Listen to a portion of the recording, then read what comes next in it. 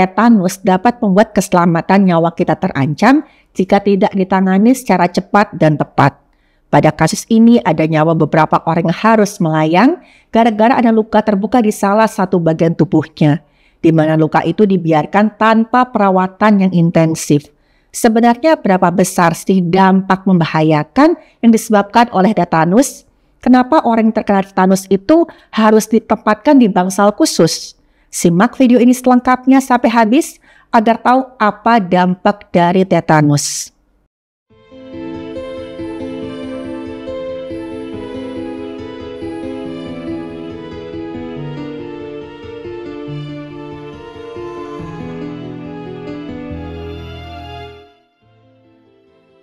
Halo, saya Dr. Stefani. Saya seorang dokter spesialis forensik dan mediko-legal, dan saya belajar dari yang mati.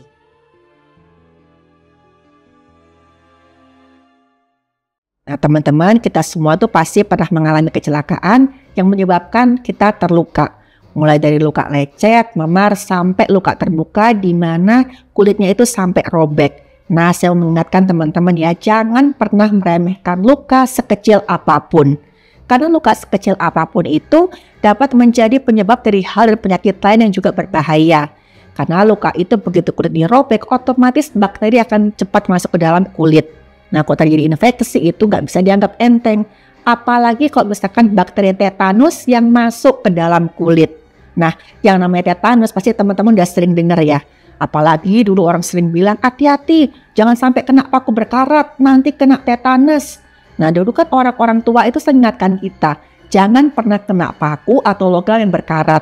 Nanti kita akan kena tetanus. Nah, sebenarnya tetanus itu nggak selalu disebabkan oleh kena paku atau logam yang berkarat. Justru bakteri tetanus ini lebih banyak ditemukan di tanah. Tapi sebenarnya gimana sih kok bakteri tetanus ini tuh bisa menyebabkan orang kehilangan nyawanya? Bagaimana bakteri tetanus ini bekerja? Apa yang terjadi kalau misalkan bakteri tetanus ini sudah masuk ke dalam tubuh kita? Berikut ada beberapa contoh kasus dari infeksi tetanus yang terlambat penanganannya. Saya harap kasus-kasus ini bisa dijadikan pelajaran dan juga contoh akan bahayanya penyakit tetanus jika tidak segera ditangani. Kasus pertama ini dialami oleh sebuah keluarga kecil yang harus kehilangan anak pertama mereka yang baru berusia 2 minggu. Jadi masih bayi. Bayi malang tersebut meninggal gara-gara terkena penyakit tetanus. Padahal sebenarnya kedua orang tua si bayi ini itu udah sangat-sangat menantikan kelahiran sang anak. Mereka sudah menunggu sekian lama bertahun-tahun sebelum akhirnya sang istri ini hamil. Mereka udah berjuang nih supaya nanti mereka bisa punya anak. Karena ya mereka termasuk pasangan yang ketika menikah itu gak segera langsung diberikan momongan. Dan saat akhirnya sang istri ini hamil, seluruh keluarga bersuka cita. Semua orang ingin terlibat berproses kehamilan sampai kelahiran anaknya si istri ini. Termasuk orang tua ya si istri ini, tapi sayangnya kedua orang tua sang istri ini masih berpikiran ia bisa dikatakan kolot lah. Karena mereka itu punya anggapan kalau luka di tali pusat itu di ari-ari ketika dipotong harus ditempel tanah supaya cepat sembuh. Tapi yang terjadi malah bayi tersebut terinfeksi bakteri tetanus yang ada di tanah tadi. Karena udah pasti tanahnya kan gak bersih. Dan menurut keterangan si orang tua bayi tadi, awalnya itu mereka ngeliat anaknya tuh kok kayak mulutnya tuh gerak-gerak sendiri, kayak lagi ngecap, bibirnya tuh gerak-gerak, terus matanya tuh kok kayak nggak fokus liatnya, dipanggil-panggil itu kayak ngeliat kesana kemari.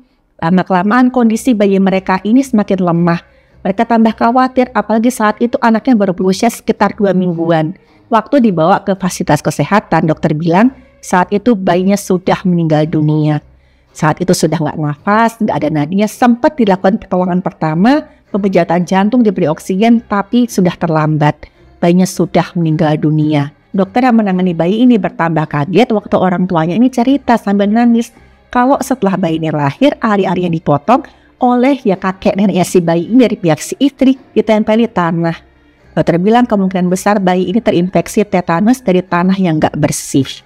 Saat itu sang bayi itu sudah terlambat ketika dibawa ke fasilitas kesehatan. Kasus kedua ini dialami oleh seorang laki-laki usia 35 tahun, dia juga terkena infeksi tetanus. Saat itu si laki-laki ini bekerja sebagai seorang buruh bangunan. Dia itu dikenal sama teman-temannya sebagai pekerja yang sangat rajin di proyek tempat dia bekerja. Karena waktu itu semua ya tukang bangunan di situ itu dibayar secara harian. Dan sang laki-laki ini punya tanggungan di kampung. Dia punya istri dan 2 anaknya. Pokoknya dia bekerja keras supaya semuanya beres dan dia mendapatkan upah. Dia bilang pokoknya nggak apa-apa, aku pergi pagi pulang pagi, semua itu demi anak dan istri. Pokoknya dia bekerja terus. Dia bahkan tuh sama sekali nggak pernah izin, misalkan dia luka atau apa, dia sama sekali nggak pernah izin. Tapi disinilah akhirnya dia melakukan kesalahan yang kemudian mengancam nyawanya. Jadi suatu hari si buruh bangunan ini, si laki-laki ini tuh sedang bekerja. Dia lagi malu beberapa kali, tapi mungkin saat itu dia sedang agak melamun. Jadi karena sempat meleset dan itu kena tangannya. Tangannya si laki-laki ini ada luka terbuka. Dan sebenarnya sih nggak gede-gede banget sih. Karena itu si laki-laki ini tanya sama temennya, kamu mau ke klinik nggak? Mau ke rumah sakit nggak? Dia bilang, gak usah, luka kayak gini mas, saya kasih plester aja udah sembuh. Tapi disitulah dia nggak sadar kalau saat itu lukanya sempat terkena ya tanah yang ada di proyek itu. Dan di situ tanpa dia sadar, bakteri tetanus dari tanah yang ada di proyek tadi itu udah masuk di tubuhnya dan mulai bekerja. Dan si laki-laki ini mulai mengalami gejala-gejala tetanus. Awalnya itu demam tinggi, tapi saat itu sih dia nganggap, oh mungkin aku kecapean aja kali, dia minumlah cuma obat paru penurun panas. Gak lama kemudian kondisinya semakin parah. Dari keterangan teman-temannya saat itu gejala itu kok agak aneh ya. Badan si laki-laki ini tiba-tiba kaku, rahangnya tuh saking kakunya gak bisa dibuka sama sekali.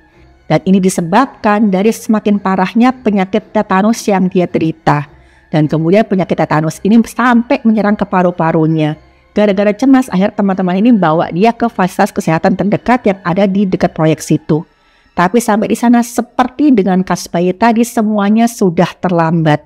Kata dokter yang menangani saat itu tuh infeksinya sudah menyebar sampai ke paru-paru. Jadi otot pernafasan si laki-laki ini sampai kejang juga. Dia nggak bisa bernafas karena yang namanya saraf pernafasannya itu sudah diganggu oleh bakteri tetanus tadi. Laki-laki ini dinyatakan meninggal dunia ketika sampai di fasilitas kesehatan tadi. Dan terakhir ada kasus yang dialami oleh seorang laki-laki yang sudah lanjut usia. Jadi ada seorang laki-laki usia sudah 70 tahun, dia tinggal sendiri di sebuah pedesaan. Waktu itu si laki-laki ini ya biasa dia jalan-jalan ke pekarangannya. Dia juga waktu itu dia beres-beres dan tanpa sengaja kakinya itu kegores ada semacam ya besi yang dia biarin berceceran di pekarangan rumahnya. Besi yang ngegores kakinya dan saat itu memang kakinya itu sempat terkena tanah. Tapi lagi-lagi si laki-laki ini menyepelekan lukanya. Dia bilang luka begini doang gak usah dibawa ke rumah sakit, sama dia cuma dikasih obat merah. Barulah beberapa hari kemudian tetangganya tuh sempat bilang, si laki-laki ini sempat ngeluh masuk angin tapi kok parah banget. Katanya badanku tuh gak enak, sumeng-sumeng, kayak demam tapi kayak antara mau sakit mau enggak. Terus juga leherku tuh kaku banget.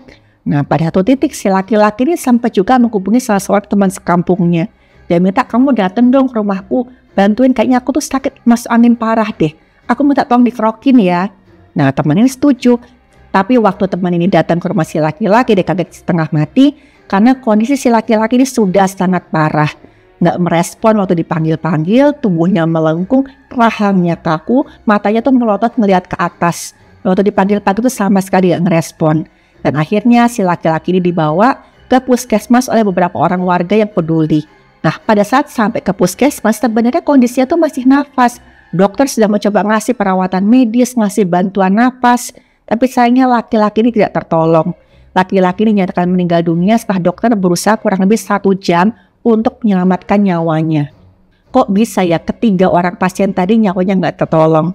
Udah jelas sekali teman-teman, ketiga pasien tadi terlambat mendapatkan penanganan. Karena penanganan tetanus itu harus dilakukan secara cepat dan tepat. Nah teman-teman tahu nggak kalau yang namanya di pusat fasilitas kesehatan, itu ada bangsal khusus untuk orang-orang yang perawatan karena infeksi tetanus. Nah kok sampai ada bangsal khusus? Seberapa berbahaya sih penyakit tetanus ini? Bahkan sampai punya bangsal khusus loh di perawatan kesehatan. Nah sekarang saya akan menjelaskan beberapa fakta tentang tetanus agar kita semua bisa belajar untuk paham bahaya tetanus jika tidak tertangani secara cepat dan tepat. Kata kuncinya itu teman-teman ya, cepat dan tepat. Jadi tetanus itu disebabkan karena bakteri yang namanya Clostridium tetani ada di tanah, debu atau kotoran. Waktu bakteri ini masuk ke dalam tubuh, bakteri ini akan berkembang biak dan mengeluarkan racun. Racunnya disebut tetanospasmin. Racun tetanus yang menyebabkan spasme atau kejang. Nah, bakteri ini bisa masuk melalui luka yang terbuka. Ketika racun ini menyebar lewat darah dan juga masuk ke serabut saraf, itulah bahayanya. Racunnya akan terus menyebar sampai akhirnya dari saraf itu dia naik ke sumsum tulang belakang sampai ke batang otak. Dan tetanus plasmid ini kemudian akan menghambat pelepasan kimia saraf, mengakibatkan terjadinya kekacauan atau ketidakseimbangan pada kimia saraf. Dan akibatnya otot-otot itu bergerak gak terkendali, dikenal sebagai kejang-kejang atau spasme. Nah, makanya tadi namanya tetanus plasmin. Karena itu teman-teman, gejala tetanus yang sering sekali dilihat pada pasien itu ada kekakuan pada rahang. Rahangnya terkunci dan gak bisa membuka. Kadang-kadang juga ditemukan kekakuan pada otot punggung yang mengakibatkan tubuhnya itu sampai melengkung. Kadang-kadang juga ada kejang itu sangat-sangat menyakitkan bagi pasiennya. Dan bahayanya lagi teman-teman, pada bayi itu gejala kejangnya nggak sama seperti orang dewasa. Kadang-kadang malah lebih samar. Kadang cuma kelihatan mulutnya mengecap, matanya melotot, ya beda sama orang dewasa. Dan fatalnya lagi kalau racun tetanus ini sampai menyerang saraf pernapasan. Gerakan otot napas jadi nggak terkendali, yang paru-paru itu kejang. Dan akhirnya mengakibatkan orang mati lemas. Bisa juga misalkan orang ini mengalami kejang yang sangat-sangat parah, terjadi cedera otot dan bahkan patah tulang. Nah, bahaya lagi juga misalkan yang toksin itu menyerang bagian jantung. Terjadilah gangguan tekanan darah, juga gangguan pada irama jantung. Selama kejang itu juga ada resiko orangnya tersedak sampai kemudian tersedak muntahannya sendiri. Dan begitulah bahaya tetanus. Pasien yang sudah menunjukkan gejala kejang harus segera dibawa ke pusat pelayanan kesehatan. Karena di sana akan diberikan obat-obatan untuk menurunkan kejang. Selain itu juga harus dipastikan kalau jalan nafas pasien itu tetap terjaga. Entah dengan memasukkan ventilator atau diberikan oksigen. Yang namanya mencegah lebih baik daripada mengobati. Jadi sebaiknya walaupun gejalanya belum muncul, misalkan ada luka terbuka, harus segera ke rumah sakit. Walaupun luka itu nggak perlu dijahit, pokoknya harus periksa ke rumah sakit dulu. Tapi misalkan luka itu kotor kena tanah. Karena misalkan luka terbuka tadi ingat, yang namanya bakteri bisa dengan mudah masuk. Begitu sampai di rumah sakit, nanti akan diberikan vaksinasi anti tetanus dan juga serum anti tetanus. Dan juga dilakukan pembersihan luka untuk mencegah infeksi lebih lanjut. Di pusat kesehatan pun yang namanya perawatan pasien dengan tetanus itu nggak boleh sembarangan. Mereka biasa ditempatkan di satu bangsal khusus yang tertutup. Tertutup di sini itu yang bisa diartikan secara harafiah ya teman-teman ya. Karena memang bangsal disegel dan tidak boleh dimasuki sembarangan orang.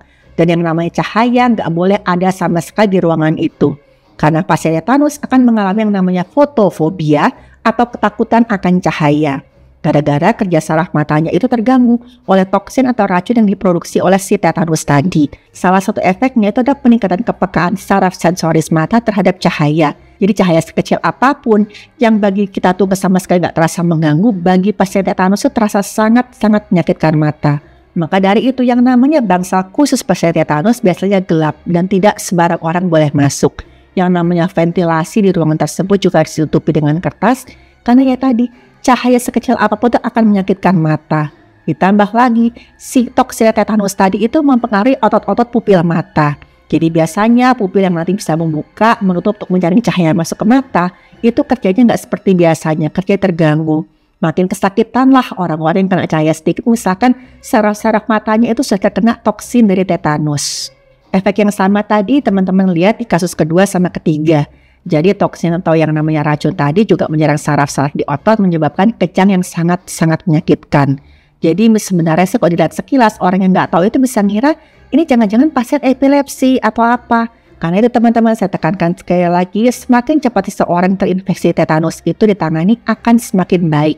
Penanganan tetanus sangat berpacu dengan waktu. Ingat penyebaran toksin atau racun dari bakteri ini sangat cepat. Dan terjadi dari dua tempat, yaitu dari pembuluh darah dan juga dari saraf. Nah, ini mirip-mirip dengan penyakit rabies yang pernah saya bahas di salah satu video saya. Penanganannya harus secara cepat dan tepat dan tidak boleh disepelekan sama sekali. Karena semakin lama menunda perawatan medis akan semakin parah. Jadi teman-teman, jangan pernah menyepelekan luka sekecil apapun. Setelah mendengar penjelasan saya tadi, saya harap teman-teman jadi mengerti tentang bahaya tetanus. Luka sekecil apapun bisa membahayakan bahkan sampai merenggut nyawa kita. Saya harap kita semua bisa mulai untuk nggak menyepelekan luka yang terjadi pada diri sendiri. Sayangi diri kita dan juga orang-orang yang kita sayangi. Terima kasih sudah menonton video saya. Silakan like, share, dan subscribe.